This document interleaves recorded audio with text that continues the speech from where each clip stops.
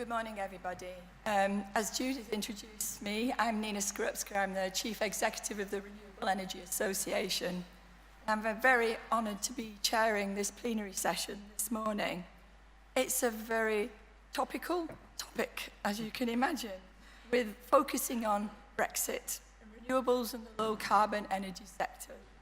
Now, as the REA, Renewable Energy Association, we're very much involved in wanting to work through all of this matter, and therefore we've been involved in giving evidence at various select committees. And I've been a little bit cheeky as the chair of this panel, because I'm going to be posing the same questions that I was posed at the select committee back in earlier this year to our panel. But I've got a great panel to help take us through this complex topic. First of all, we're going to have a presentation from our first speaker, which is, sorry, please excuse my voice, from Karen Turner, sorry. That's my fault, I'm not reading my words. She's going to do some scene setting, and she's going to be talking to us for a few minutes about the important aspects. Now, Professor Karen Turner is the Director for Centre for Energy Policy at the University of Strathclyde. So, in that role, she's held previous academic posts in the economics departments at Heriot-Watt, Stirling, Strathclyde universities, and she's one of 6 ESRC Climate Change Leadership Fellows, and her main research interests lie in energy and climate policy. So the main focus of her current work is modelling economy-wide impacts of introducing energy efficiency enhancing and carbon reducing technologies such as CCS. So Brexit's going to pose an interesting aspect in the work that she's doing. So maybe I can invite Karen now to take to the stage and give us our scene setting speech. Thank you.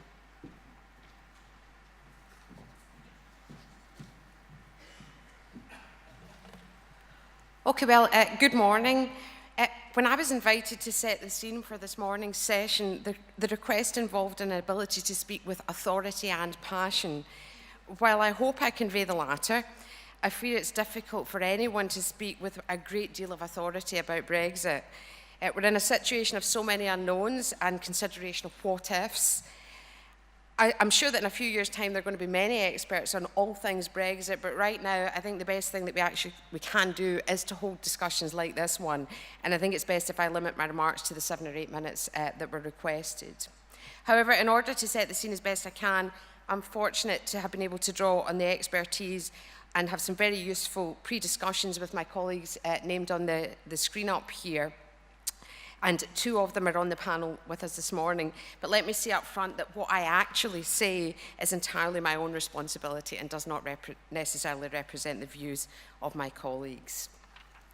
So, taking back control, why did we pick this as part of our title?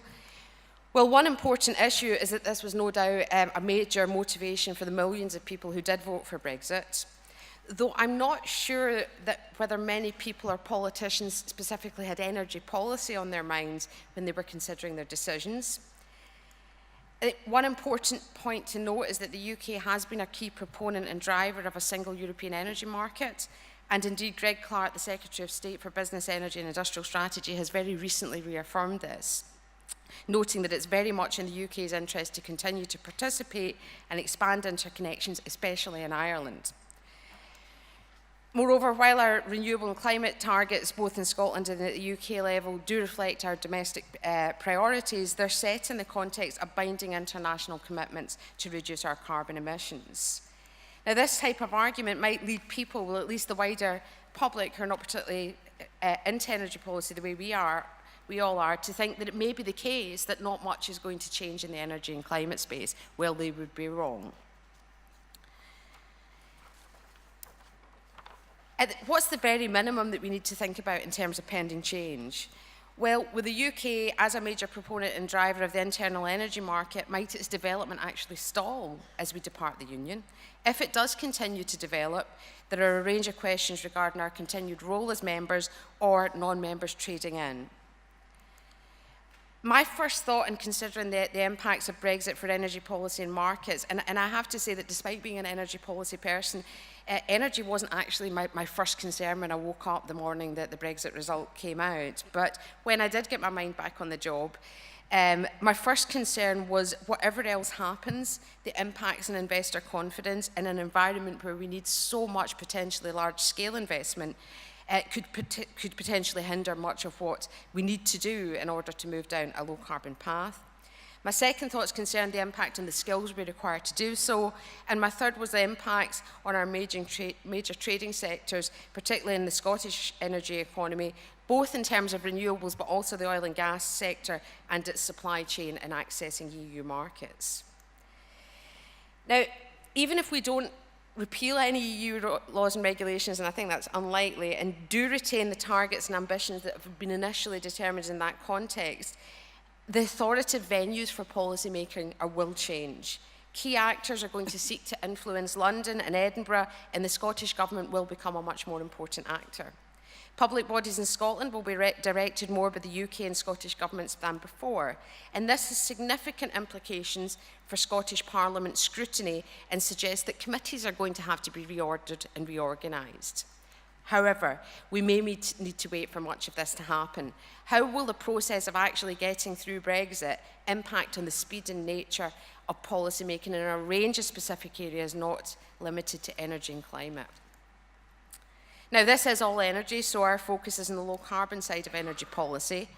Now, as I'm sure we'll be discussing this morning, Brexit raises particular concerns in terms of both further developments in our renewables capacity and also how it is regulated, but also as an outward-facing industry. Will we lose funding and legal support, the funding and legal supports that have been so important?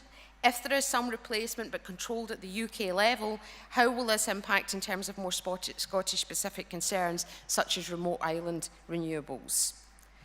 What are the prospects for the new North Sea link aimed at enabling a bi-directional flow of renewable electricity between the UK and Norway? The European Commission has viewed this as a priority, but looked for member states and devolved administrations to work together in making the North Sea grid a reality.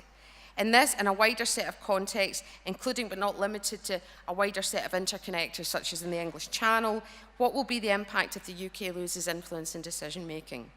Even if the UK retains influence, what if Scottish and UK interests diverge? Back to investor confidence, will there be specific impacts in the context of renewables? Now, I feel that here I'm raising so many questions that my passion may be becoming somewhat negative. So let me take a few steps back, or perhaps it's forward, into the pragmatic ground where I feel more comfortable, even if it is populated with many unknowns. So yes, there are many challenges ahead, but Brexit is a reality. So we must consider what opportunities may arise. Now, you know, I carry a keyring that bears the words, "Every cloud has a silver lining," and that's a bit of a motto for me, and I've searched for it with Brexit, and so far I've got a couple, some of it involving duty-free, but not much. So where are we? I think there are two main issues regarding the policy making and scrutiny consequences of Brexit. First, with apologies to our non-Scottish colleagues for my focus, the Scottish Government and our public bodies are going to become more important actors. Second, whenever major changes are on the table, and be in no doubt that they are, this inevitably presents opportunities. The key challenge is how we respond. Now, this might not be the most popular thing to say at All Energy, but it really is not all about low carbon. In Scotland, we are in the process of consulting on our energy strategy going forward, and like many other countries around the world, we face the challenge of getting our energy mix right. This is crucial in terms of our low carbon ambitions, but this is not the only consideration. We have the other energy trilemma concerns, but the issues are not just those of energy policy. Rather, our current consultation in Scotland recognises that we must consider social issues around health and fuel poverty, the jobs of people employed in the energy industries, and the complex and extensive supply chains that they support.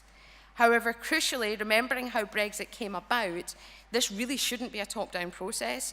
What kind of society do the people of Scotland, and indeed the people of the UK, actually want to live in? And how is this impacted by, and how does it impact on the decisions that we have to make going forward? So let's ask the question, does our current situation of much change and much potential change, provide us with an opportunity to really take stock and think about how a low carbon and truly sustainable, and by that I mean the social, economic and environmental dimensions, can actually be delivered. And then to use this as a solid basis to really take action, the action that we need to take in the time frame that we need to take it. And this is not just in terms of policy, industry and public actions with respect to energy and climate policy, but also in considering our structures for governance and for decision making, including the future of the devolution process. Will Brexit and discussions over devolution actually provide drivers for us to really focus our attention on our long-term issues in a way that we perhaps haven't fully done up until now? So I'll leave it there. Wow, thank you.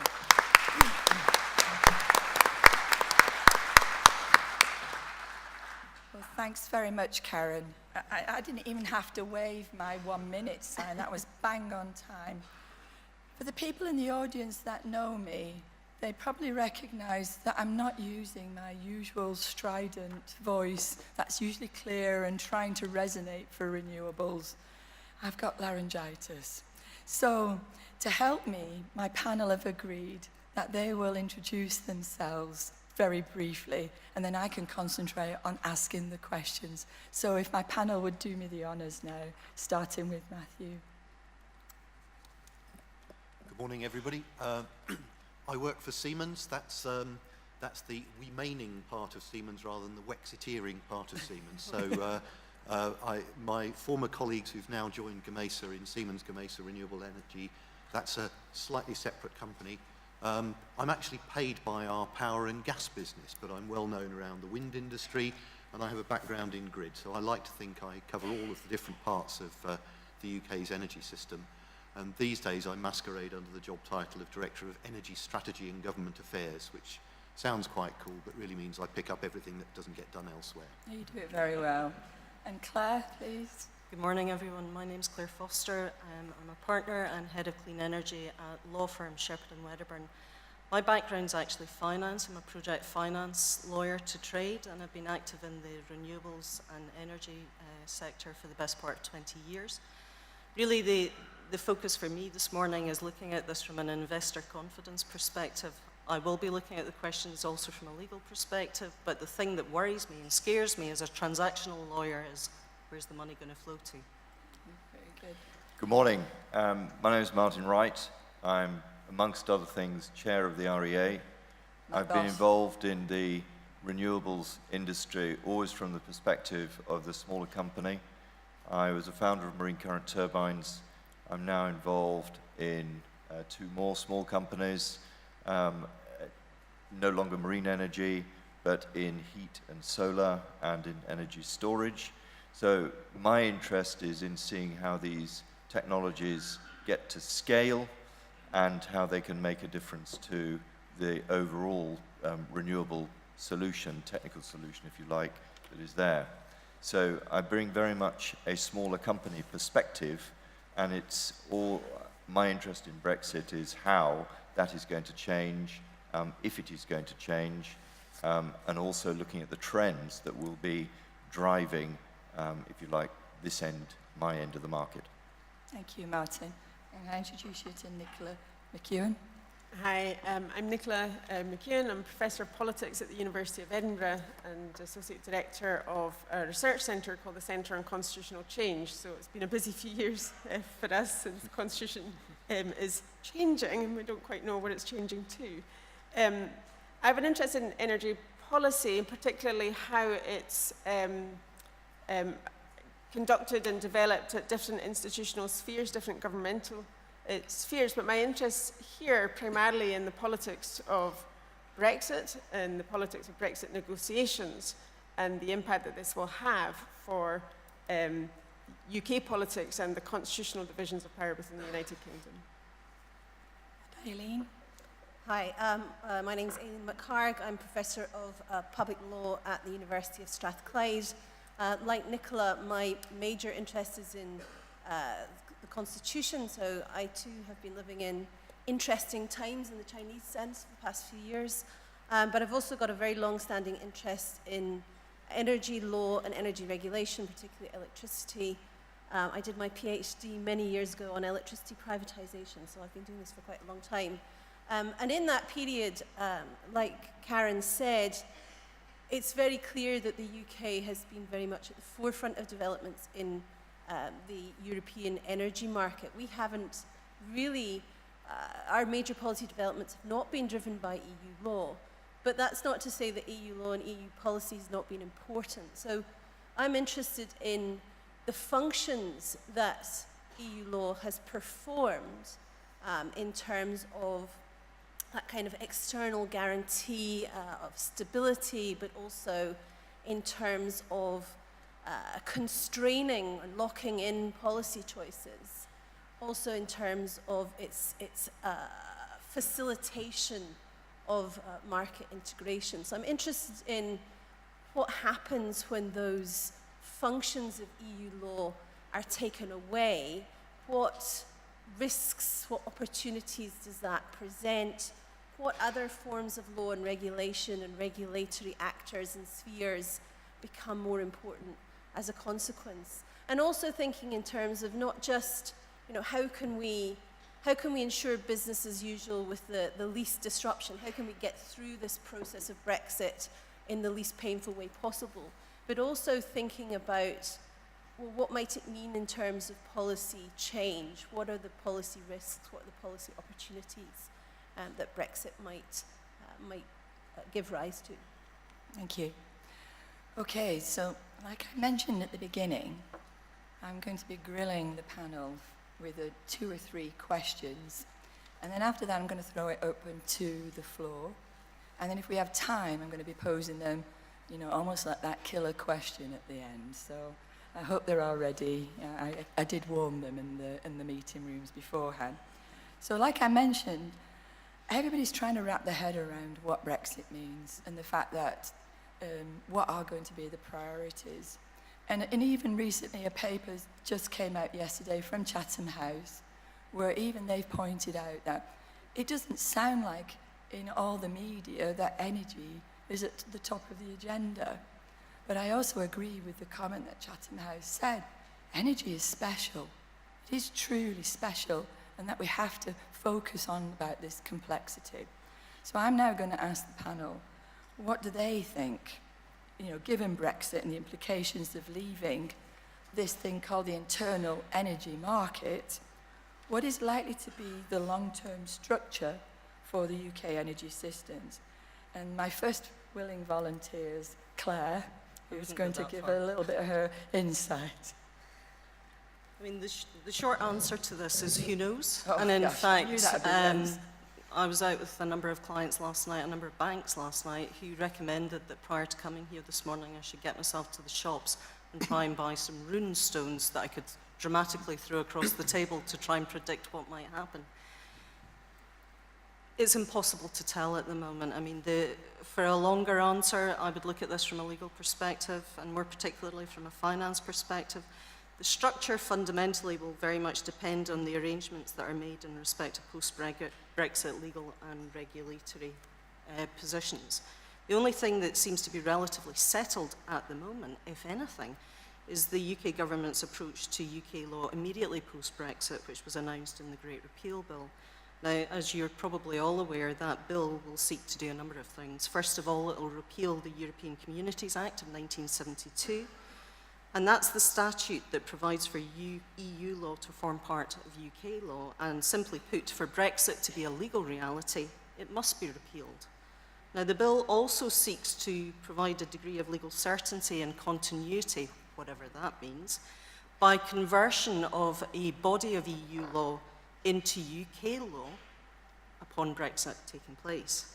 Now, to make sure that that EU-derived UK law operates properly post-Brexit, they're going to give the government and the devolved administrations powers to make corrections and amendments. Now, that's no mean feat when you look at the sheer volume of EU law that we currently have in place. Now, from a finance perspective, and I'm going to be a little bit selfish at this point, that type of approach where we try to maintain the status quo is going to be helpful in reassuring investors, funders, and the participants in the energy market. So there's not going to be some drastic change immediately overnight to to the industry from a UK perspective. But there's two caveats to all of this. That's the position day one Brexit. From a medium to long-term perspective, we don't have that certainty. And out with the EU, the UK is entirely free to do what it likes. They can impose more onerous requirements and restrictions on the industry. State aid's going to change, potentially. There's no requirement for them to comply with it.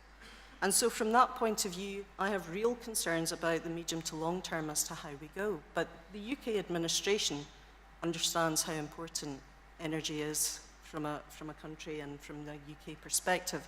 I would hope they wouldn't do anything too crazy. Okay. Matthew, do you have any insights on that question I just posed? Yeah, well, if you're looking just from a basic, what does disentangling ourselves from European legal rules do for energy? As Aileen said, it's not actually a lot. Most of the energy policy is reserved for nation states under the Lisbon Treaty. So most UK policy is actually set by the British government. And most of the harmonisation that's gone on across Europe has been about bringing the rest of Europe towards the model that the UK has, where we have separation of generation and networks, and where we have market-based trading and dispatch of things like electricity. Also, recent focus has been very much on things like the, let's get the phrase right, the solidarity principle and the internal energy market. Those both tend to focus on gas, and they tend to focus on gas in Eastern Europe, and they're more about protecting Eastern Europe from Russian domination of their energy supply than something further west. Having said all of that, it will affect us in many, many ways. And one of the challenges that we have at the moment is that the UK has now almost completely absented itself from discussions about future rules in Europe. Yes. It's likely that we will end up with some kind of transitional arrangement in Brexit that may well apply to energy, and that means that we are going to be lined up to comply with things that we've chosen to completely ignore at the moment. And the UK used to play a strong part in Europe in moderating some of the excesses, and also actually driving Europe forward in terms of some of the approach to renewable energy. If you're in Poland or Eastern Europe and your choices are burning coal or relying on Russia for your energy, saving the planet is less of a priority for you. Thank you. Just one other thing I'd like to say, in terms of the long-term structure of the energy industry, we need to change our counterfactual. In other words, we shouldn't think about where we are now and how Europe might change it. We need to think about the world as it will inevitably be because of decentralization, digitalization, and decarbonisation, and democratization of energy. 4 Ds, my goodness. And those are very powerful megatrends which are going to shift our industry, which actually governments and even the EU will find very difficult to do much about, and just have to help sort of guide the industry to be a success as those things happen. So what you're saying is it's complicated because so many things are happening all in parallel, and the influence of one parallel activity on the other can completely change the whole outcome. Yes. Yeah. Okay, thank you. Aileen, would you like to add something extra on that from your perspective of law? Thanks. I mean, obviously the answer to what effect does it have on the structure of our energy markets depends on what kind of relationship we have with the EU energy markets in future, which in turn depends on what kind of energy policy we want to have. I mean, insofar as we want to maintain integration with the European energy markets, and there are really strong policy reasons and also sort of path dependency, sunk costs, etc., etc. We've spent a lot of money on interconnectors, that kind of thing. There's strong reasons for maintaining integration. which could happen in different ways. It could happen through membership of the internal energy market, which might come about in various ways. It might happen just through trading relationships. Either way, we're going to find ourselves with pretty constrained policy freedom, because either as a matter of law or as a matter of fact, we're going to find ourselves having to follow a lot of EU energy law. So that, though, might come at a political cost which we're not willing to pay in terms of being a taker of policy that we can't really influence. So if it's not acceptable, and we're then thinking about a more domestically bounded energy system, a kind of retreat from integration, then the opportunities become much greater. What will happen? Could we see a retreat from low carbon commitments? The loss of EU level commitments might well be important. The loss of EU level policy instruments like membership of the EU ETS might be important. On the other hand, we could see this as an opportunity if we're no longer bound by the details of EU competition policy and the commitments to a liberalised energy market, then we can see much more freedom to go down that kind of line of local energy systems, community-based energy systems, a return to public ownership, democratisation of energy, and all that kind of thing. So I think these two things are closely interconnected. What do we want to do with our energy system, and what kind of relationship are we going to have with Europe in future? Thank you. Thank you very much. So I'm going to move on to my next question. So don't forget the first question, because you can ask the panel back on those areas. So this is now about thinking, what's the impacts on the energy industry when we're outside of the direct energy policy that's linked to Europe? So how will leaving the EU affect the energy industry, maybe our supply chains, ability to access skills, introduction of tariffs, so on and so forth, even our R&D funding? I mean, at the REA every year, and we're about to produce our report, which will be coming out next week, where we look at how well have we delivered on a renewable energy ambition. And we've done really well, but what's going to happen once we leave Europe and the influence of any European targets, access to skills, and so on and so forth? So I'm going to ask Martin, the chair of the REA and also in his own right, what some of his thoughts on that question. Thank you. I'm very aware I'm in extremely elevated company here, so this might sound rather down to earth. Matthew mentioned megatrends, and I think we're sitting right on a transition point in the market, regardless of Brexit. And you only have to look at the fact that solar is pretty well at parity, onshore wind is at parity, and recently announced, I think it was Dong, have an offshore wind farm which is going to trade without subsidy. The impact of that is, in my mind, going to have a bigger impact on the whole energy market and the shape of it than any policy. Now, to date, the decarbonisation has been policy driven because it's been necessary to get the low carbon technologies to market and down their cost curves. Now they are getting established, it's becoming increasingly difficult for investors to actually justify an investment in fossil fuel technology.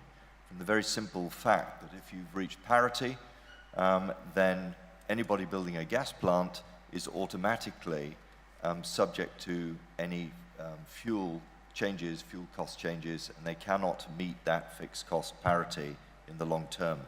So you're seeing a shift in investor focus. There's an increasing interest amongst investors in new business models and in what might emerge with decentralized energy. There's a hugely exciting space to be in.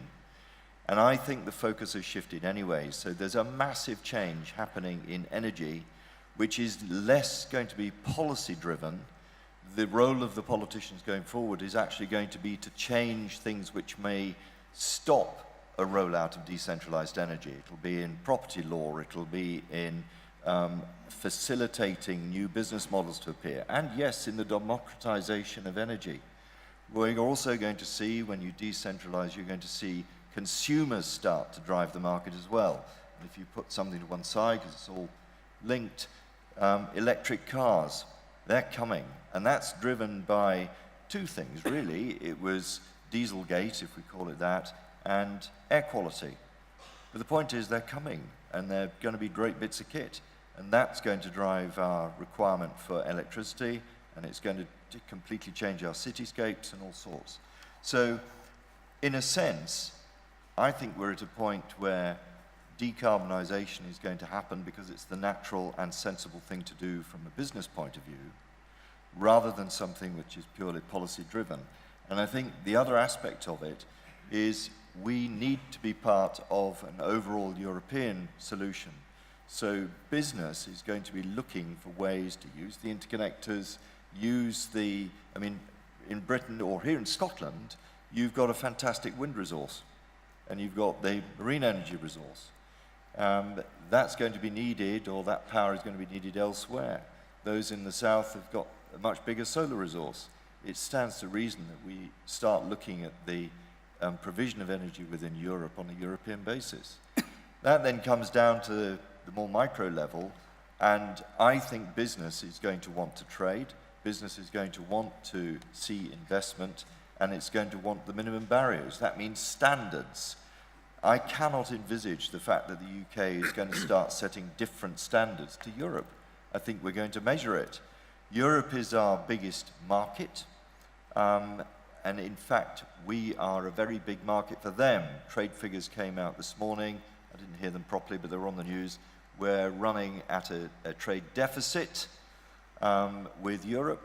They're still going to want to sell their stuff here. That means fundamentally standards and ease of movement, etc., is going to be there. So I remain positive about that. I think the discussion around Brexit has been, politicians have been sort of with their fingers well in it, but I think business is still going to want to trade and to find the opportunities. I'm just going to, because you're my chairman, I'm going to throw you a difficult question. What happens if we want to renationalise everything, as we heard from the leaked Labour manifesto this morning? How does that impact that thought? Okay then, who's put money on Corbyn winning? Okay. All right, that's a quick answer. Karen, maybe you'd like to pick up on some of those thoughts as well. That would really appreciate. Well, I'm not a gambler, but with the odds, it might be worth a fiver. Maybe give myself a pair of shoes or something. I think in terms of its impacts on the energy industry outside of energy policy, just reminding myself. I mean, I think one issue is that when we talk about how will the energy industry and supply chains be affected in terms of access to skills. Yeah. I mean, in introduction of trade tariffs, these are issues that face every industry in the UK economy, and I think it's looking at, I mean, and I guess that's a double-edged thing in that different industries might fight for government support, but at the same time, if everybody's facing the same concern, there'll be impact. I think, I mean, again, it's perhaps in the areas of nuclear and particularly oil and gas and the supply chain that we have in Scotland, that I think that's where a great deal of worry is going to lie. And I think, but that's generally in the process of transition and what the focus of energy policy is. So it's the bigger picture of what we're going through at the moment. This is not just Brexit. I think in terms of R&D funding, I mean, this is crucially important, how this is going to be replaced. And I think, I mean, I was looking at a news story last week, and I mean, I wasn't aware of the distribution of R&D funding, but I mean, I think one important thing for energy policy is that the UK government have stated that they want to come out of Euratom, which is the regulation for moving nuclear materials across Europe. And I was reading that there's a centre in Oxford. It's a key fusion research centre, £50 million. Their funding is running out in 2018, which is in the middle of the Brexit negotiation. So the future of R&D activity like that is not clear. But I think what this then does is, thinking about the overall mix, is that there's some view then, what does the UK nuclear industry do here? And they might start to think about small modular reactors. And then that changes the nature of the energy mix, which will then in turn have implications for renewables. So, it's this real complexity of what's going on, but it's not just determined by Brexit.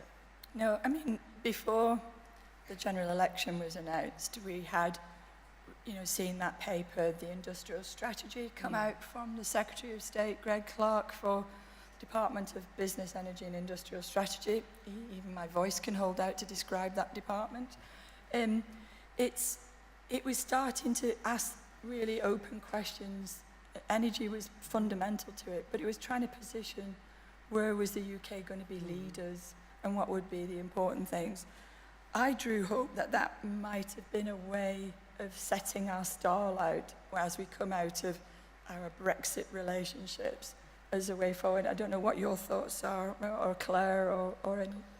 I mean, I guess from my perspective, when I saw the question that you posed, I was looking at it from a transactional perspective, and the onshore wind farms that I've seen financed over the years, and the other technologies where turbines are coming from Germany. There's all manner of subcontract. Are you barking? Sorry, I'm just about to fine my chairman £5 for having his phone go off with the dog barking. You didn't hear it, I did. Does my dog bark? Oh, dear. Carry on, Claire, please. No, that's fine. So, I mean, I guess my perspective and my take on this is more of the practical sense of trying to get pipelines of transactions over the line and how this situation is going to affect things. And I think the key issue here is the UK's post-Brexit relationship with the 4 freedoms that are currently enjoyed as part of EU law. So free movement of people. At the moment, they can travel freely between member states and take up residence there to work, study, with very few formalities. What is going to be the situation post-Brexit? It's going to be more difficult, in my opinion, to hire talent from abroad, potentially. Now, I caveat that with the UK and Scotland in particular have a reputation for excellence and for rising to the challenge in the face of adversity, and we're very good at adapting. But we shouldn't ignore the fact that we do work with European partners all the time on all sorts of different projects within the energy sector. Free movement of goods, and I talked about the turbine example. Currently, the UK is part of the single market and the customs union, and the government has stated that post-Brexit, the UK will be outside these 2 sets of legal arrangements. So we're going to potentially have difficulty procuring goods from the EU without having to pay more. So projects become more expensive. Does that mean that actually from an investor perspective, they're going to take their money and invest elsewhere? Because the return may be better. Question. Free movement of services, and again, the issue here is on a similar basis to the free movement of goods. A provider of services from one EU member state is free to provide their services in other member states. Post-Brexit, that might not continue. And finally, free movement of capital. There could be difficulties for us and multinational businesses wishing to move funds from British entities or projects to entities or projects based elsewhere in the EU. All of these 4 freedoms we've lived with and enjoyed and had the benefit of since the outset of joining the EU, and I do have a little bit of a worry that suddenly we're being asked to look internally to fill the gap.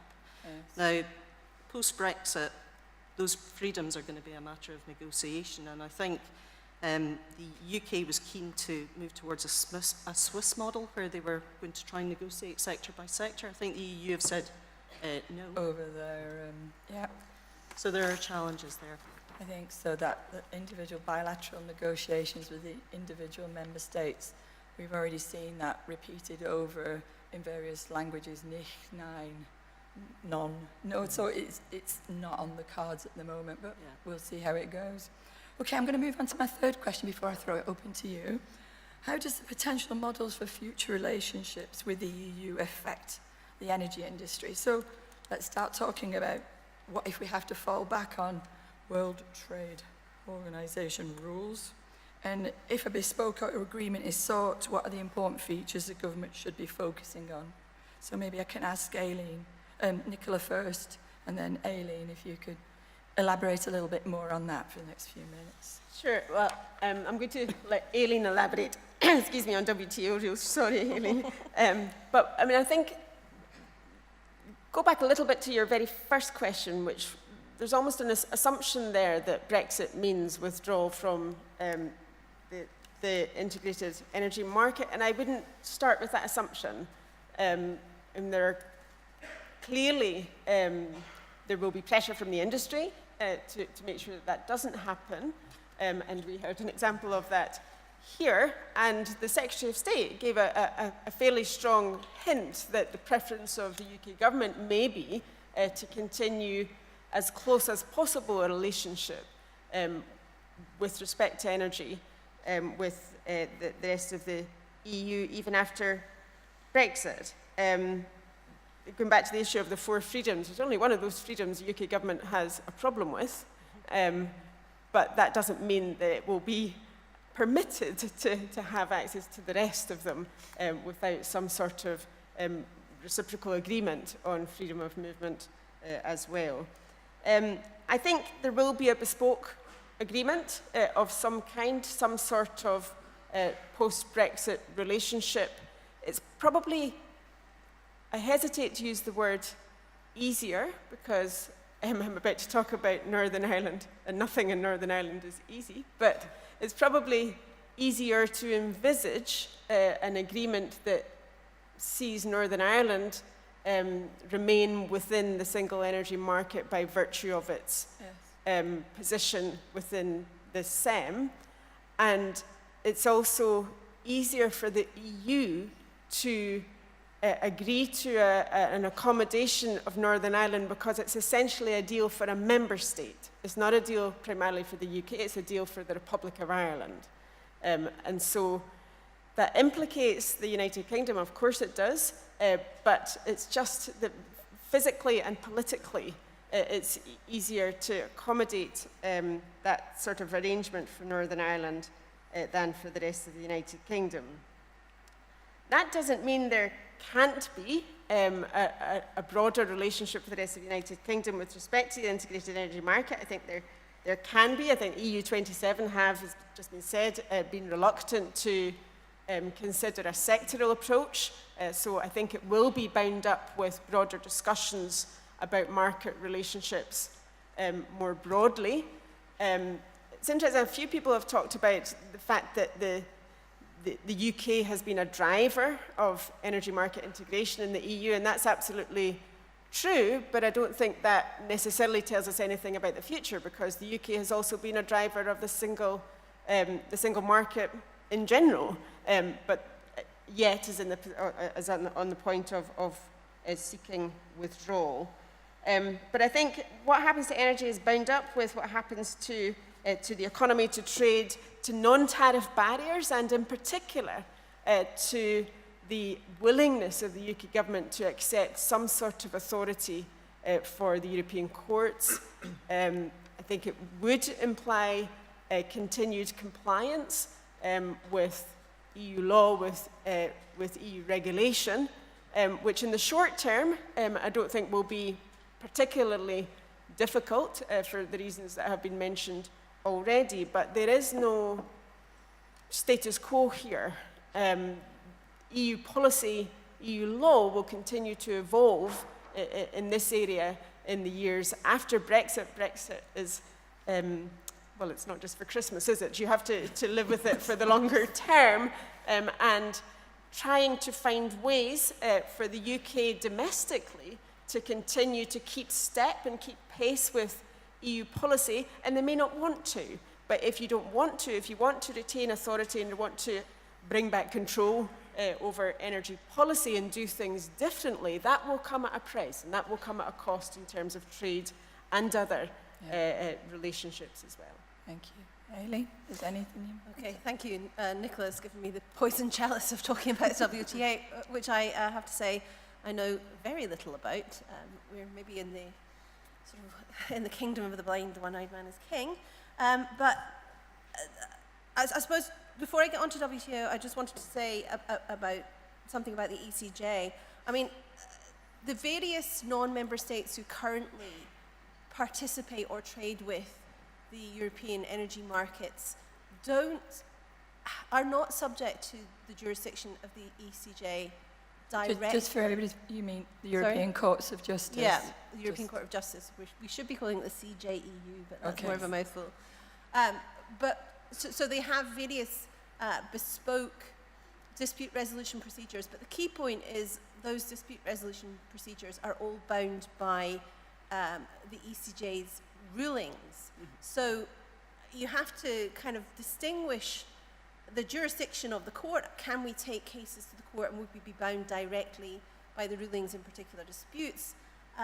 Probably not, but nevertheless, we will be subject to that broader body of EU law, including the rulings of the courts in other cases. If we fall back on WTO rules, what does that mean? It's a bit unclear because the application of the WTO to energy is not terribly clear. Energy, as it was for many years in relation to the EU, not very much traded, particularly in electricity, and therefore treated a bit as a special sector. So actually there's still some dispute about how you even classify electricity in particular for the purposes of international trade law. Is it a good? Is it a service? And that matters because the rules applying to goods and services are different. The key sort of differences between EU law and international trade law relate to harmonization. So both impose obligations of non-discrimination. So if there is a market, we couldn't be discriminated against in terms of how we participate in that market. But whereas EU law increasingly requires harmonization, so the same rules being adopted throughout the EU, WTO law doesn't require that. Now that means if we are not adopting domestically the same rules as other member states, it becomes more difficult in a practical sense for us to continue to participate. There are technical issues about the operation of interconnectors, there are issues about economic distortions, there are issues about regulatory burdens. And that's why I said, even if we're not legally obliged to follow EU energy law, purely for those practical reasons, if we want to continue a significant trading relationship, for practical reasons, there'll be quite a strong incentive to continue to follow EU law. Thank you. Okay, so now it's your turn. There is no question too silly, no question too difficult, because I've got a great panel here. But if you wouldn't mind, when you ask your question, saying your name and your organisation, and then who you might like to pose a question to. I've got a hand here from Gordon right here at the front, who, if we could have a microphone, and we'll take questions for the next 5-10 minutes. Thank you. Go on. Thank you. Gordon Edge, Inflection Point Energy. Digging into that ECJ point a bit more, that very interesting report that Nina mentioned from Chatham House pointed out that if we are no longer under the jurisdiction of the ECJ, potentially we won't be able to participate in things like the emissions trading scheme.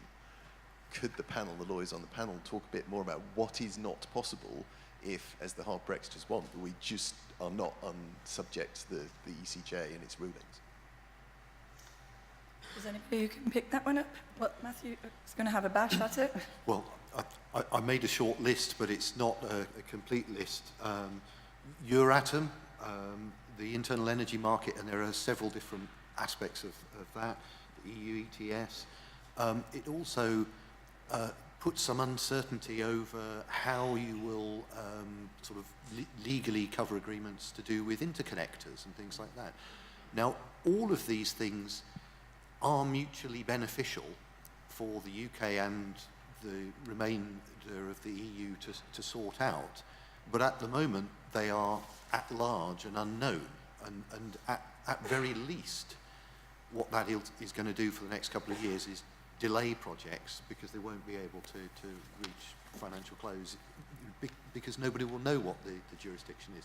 So I think it's a really unfortunate red line that Theresa May has drawn. This the newspapers rage about giving prisoners the vote. That's actually the European Court of Human Rights, which is a completely different court that's nothing to do with the EU. And the European Court of Justice, or the CJEU, most of what that does is just, it's a sensible, practical, somebody's got to decide on these legal things where they go between different countries, and it's the right and obvious place to do that. Anybody else like to add one more person? Aileen? So just on the EU ETS point, there are different ways in which we could continue to to be part of the EU ETS. We could do it on the same basis as we do at the moment, which is we are a member of that system and we are subject to the decision-making procedures that apply to that system. Alternatively, we could have our own emissions trading scheme which interacts with the EU ETS because it is linked with other emissions trading schemes elsewhere. And in that model, the dispute resolution and governance structures would be different.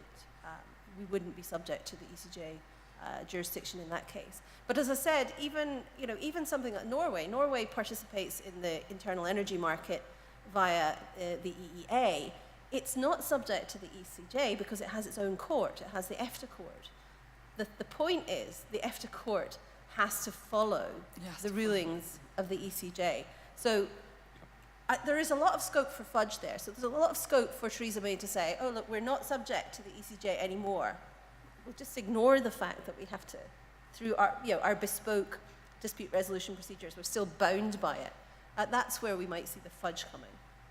Okay, next question here. Oh, can I just pick the gentleman up at the back, the blue shirt? Thank you. Please say your name and where you're from. Thank you. Theo Holtham, Wind Farm Analytics. If you believe in free markets, then you want them to be competitive free markets rather than regional monopolies. So actually, Jeremy Corbyn's policy is to take back the transmission and distribution networks into public control. These are regional monopolies. So you could argue there's conflicts of interest there. You could argue that it allows long-term strategic planning of our networks. The question is, would the EU have allowed renationalisation of distribution and transmission networks? So is this a constraint by Brexit which would allow Corbyn in principle to do this? And well, perhaps the SNP or other parties might also wish to do that. I need a little hand here. I've got Matthew's hand up. Anybody else got a hand up on this? Because Aileen again. So we've got you, the favourite two, for the last question answering. It's a good question, by the way. Thank you. I'm old enough to have been around pre-privatisation in the electricity industry, so I've seen that one on both sides. Some countries in Europe still have quite a lot of state control of their networks. France. So, yeah, well, yes, France, the nearest example. So certainly it would be allowed by the EU. Yes, just having been on both sides, just personal view, it's the market bit that hasn't really worked. Actually, the networks in the UK have reduced their costs by about a half. Their customer service is now at the same kind of level as people like Google and Apple. And the security of supply is much better than it was at the time of privatisation. So these funny regulated monopolies have actually done quite well, whereas it's the competitive bit that we've had a year-long Competition and Markets Authority investigation of, and that Theresa May is now looking at capping the prices of. So I put in a plea for actually good regulation works, and I don't think ownership makes a big difference there. We've got a few blunt messages coming out of various manifestos at this moment in time, leaked or not leaked, and with very little detail. So it's great to be able to theorise. Yeah, Aileen? So EU law is technically neutral on the question of ownership. It doesn't have any direct impact on whether firms are in public or private ownership. What it does is control the way in which they operate. So there would be nothing in EU law to stop us renationalising the grid, but what we couldn't do is reintegrate the grid with production and supply because we have to comply with unbundling obligations. So we can't go back to the sort of old nationalised industrial model, but we can have public ownership of the grids, we can have public ownership of supply companies as long as they're not monopoly, we can have public ownership of generation companies as long as they're not monopolies. So we're constrained. I mean, the bigger constraint in terms of renationalisation is that other bit that was just, the other Europe is the European Convention on Human Rights, because if we're going to renationalise, then we're interfering with property rights, and we have to compensate. So that's probably the bigger constraint on renationalisation. Okay. A very quick question, because I've got my big, $1 million question to pose to the board, to the panel before we finish. So let's take your question. Michel Cassier from French University. My question, of course, is complex, and maybe there's not one answer, but the question is that energy is strategic, whatever we can say, and it's a question also of alliances, economical, political, technological, etc. So I think that if not Europe, what alliances for Britain, Great Britain, and on the other side, what is the position of Scotland? Because Scotland is very active in renewable energies. So is there, let's say, one voice, or maybe many voices, or a discussion on that? Thank you. Well, we heard a voice yesterday morning about Scotland's position from the First Minister, but maybe can one member of my panel answer this? Karen, do you want to have a go? Well, probably not the whole thing. I mean, I think as I don't think Scotland could have a single voice. No. We've got the First Minister's voice and the SNP's voice, and but when it comes to energy, it really is based in industry. And I think the GMB released a report the other week with a lot of concern about the gas industry because of the jobs involved. We actually wrote the report for them, but it was a factual report. But there's a lot of jobs tied up in the gas industry, a lot of jobs tied up offshore. But it's not just the offshore industry; it's the whole support in the supply chain that we have. So I don't think you would see a unified voice from Scotland. I mean, I think that we have this conflict that we want to be greener. I think people generally agree that. But the hydrocarbon industry has been really important to Scotland, and I think there are parties who would want to promote that as well. So we don't have a single voice. But the first question had been, if we're not going to have an alliance with Europe, who are we having an alliance with? Matthew, go on. Energy, unlike mobile phones, distance matters. So you can't get your energy made in China and shipped over here. We are LNG, maybe. Well, from yes, at the margins, yes. Sorry, I was going to say gas is possibly the one exception. Coal as well can go around the world.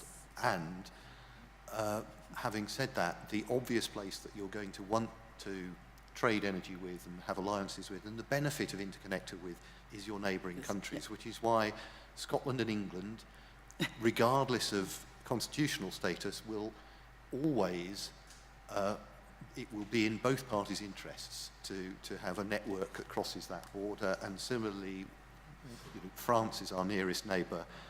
The interconnectors that we have already with France and the Netherlands and Belgium, those are important things for us. And we will always have to remember that we are geographically European, whether or not we're sort of politically and emotionally European. Thank you.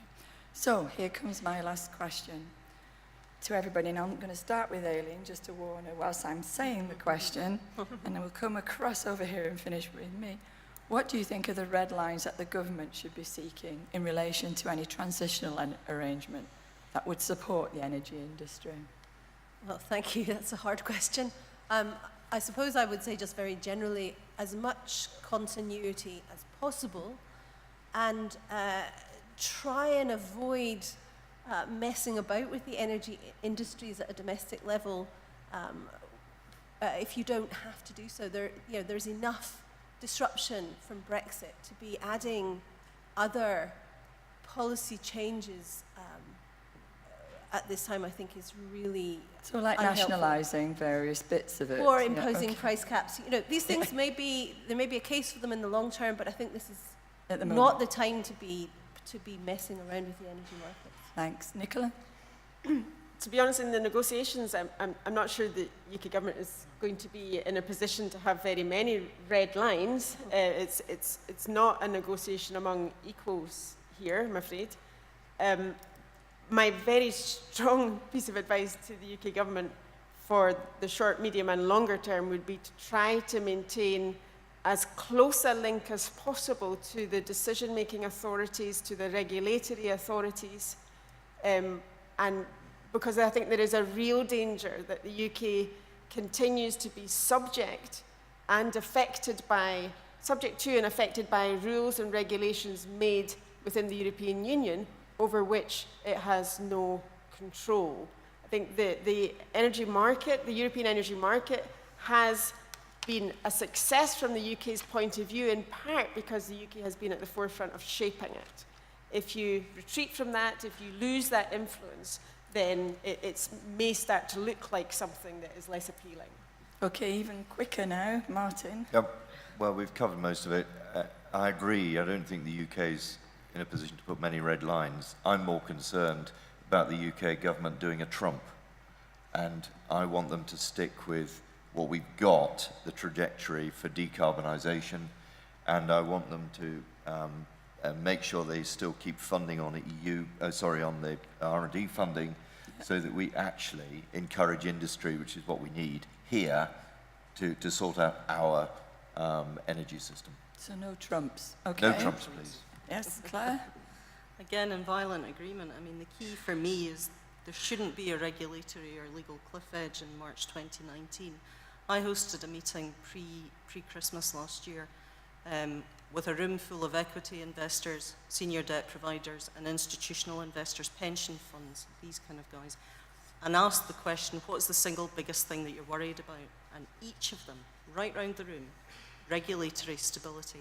It's a key focus from a credit committee perspective. So if we want to ensure that the money is there to continue to fund these projects, let's make sure that the regulatory position is maintained as best we can.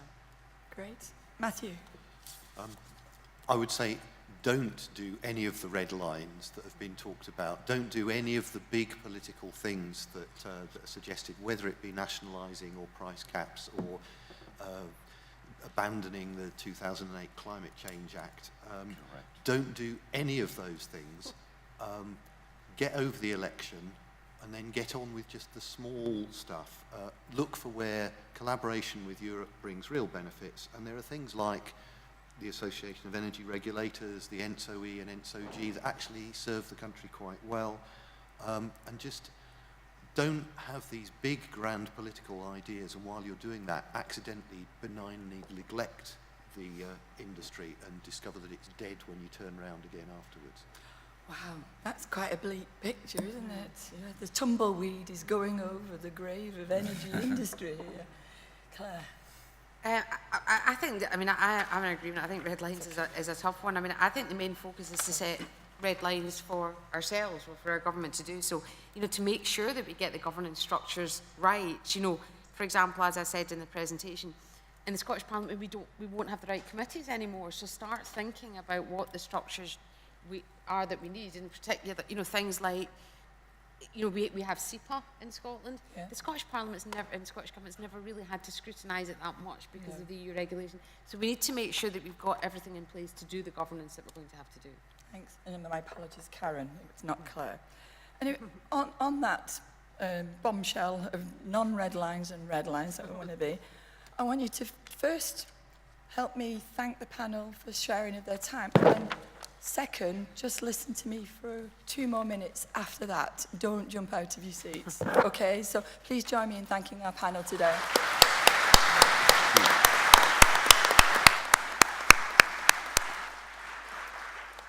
So, the reason I'm asking for your time a little bit more before Judith comes on the stage is the REA is really happy to be here at Reed's event, All Energy. So we're taking this chance to launch our SNAP manifesto.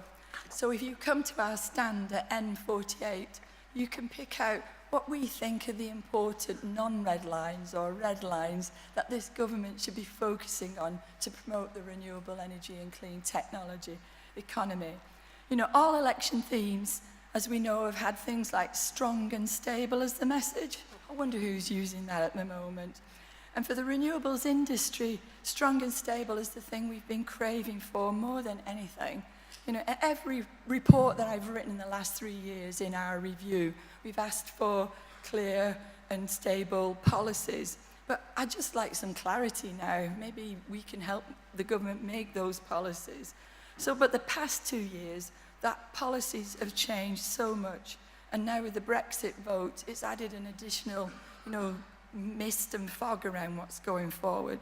So what we want to do, and we know probably renewables energy is not the top of the general elections agenda, we want to ask you to help us cut through to get that message that the fact that we can deliver, you know, reliable and affordable energy coming from clean sources like renewables. We've got technologies, as we've heard, that are almost, and if not already, subsidy-free. So we want to be able to support these technologies and move it forward. So next week we're going to be launching our review report. Sorry you can't have it today, but next week you can. And in there, we're going to be even saying something important about the jobs. We had 117,000 jobs in renewables last year. It has actually, despite much of the changes, gone up to 125,000. But the point is, if we'd had the stability and clear and strong and everything like that, it could have been as high as 200 by now, 200,000, with the ambition of being 400,000 by 2020, which was what we were looking for in 2012. So we believe that renewable solutions are cheaper than fossil fuel solutions, but are still getting blocked in the market.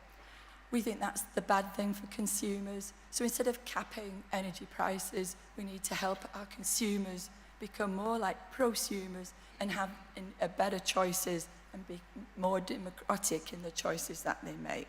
So we think clean tech jobs also will be the future, and we want the government to work with us in that clean tech area to help move from the oil and gas industry into the clean tech world. And the last point I want to make is we don't want to be left behind. In these 2 years that we're going to be going through Brexit, this fog could potentially stall the wonderful lead that we've had. So please come along to our booth, have a photo taken, take a copy of our manifesto.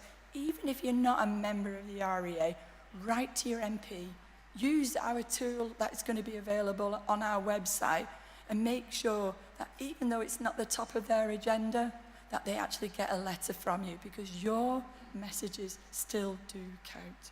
So please do that and come in and have your photo taken, because we're going to be tweeting it like fury.